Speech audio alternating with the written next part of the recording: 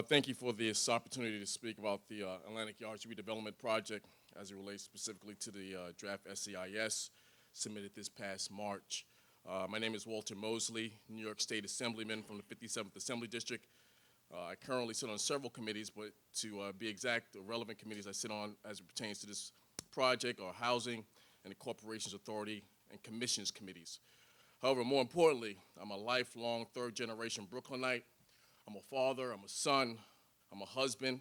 And I say this to give you an understanding that my interest in how we move forward with this project is personal to me and my constituents. The late great New York Congressman Major Owens was once quoted as saying that the use of power to advocate on behalf of the powerless is the greatest virtue of any leader. Now, during my career as a public official, I've had the pleasure to serve my district in several levels, whether it's been through my participation with our local community board as a state committeeman or currently as a member of the New York State Assembly. I've had the pleasure of representing my district with the sole intent of making sure that whatever development takes place, that we move forward and closer to the ideals of equality, fairness, and transparency.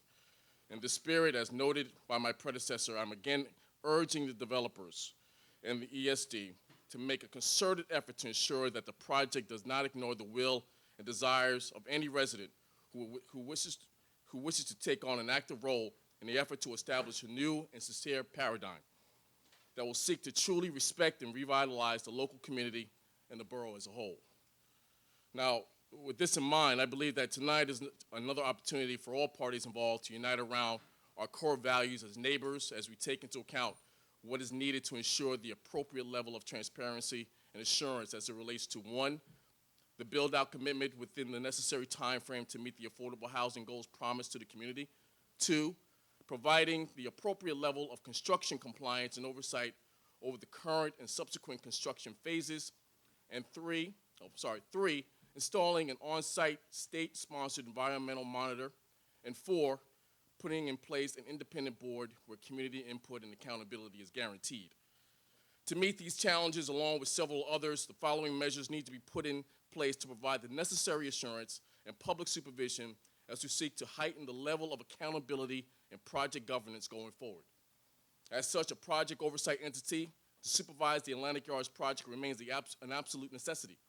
In the past, ESD has established subsidiaries to formally involve the city and local elected officials in the governance of similar projects, i.e. Brooklyn Bridge Development Corporation and the Queens West Development Corporation.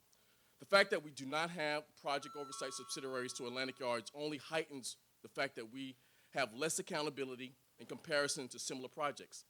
To address this, we would suggest ESD establish a subsidiary corporation for the ongoing oversight of the Atlantic Yards project, inclusive of a board of directors made up of, in part, public officials. The entity would be created to undertake four key responsibilities: oversee the implementation of the design guidelines for the construction of the subsequent towers, coordinate the involvement of the state and city agencies responsible for the environmental impact mitigation, manage the development of policies surrounding the project, including environmental concerns, and last, approve the changes to the general project plan with community involvement and comments.